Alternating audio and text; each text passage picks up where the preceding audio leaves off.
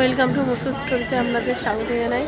আমরা এখন এসেছি একটা খাইবার পাশে, যেটা বাগবাজারে হচ্ছে খাইবার পাস। দেখুন সামনেটা খুব সুন্দর সাজিয়েছে, সামনেটা সবজি টবজি সব দেওয়া আছে।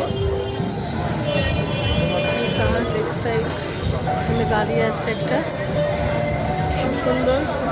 সব কিছুই পাবেন এখানে, খাবারের সব জিনিস পাবেন। কেনা নেই, সব জিনিস আছে খাবারের।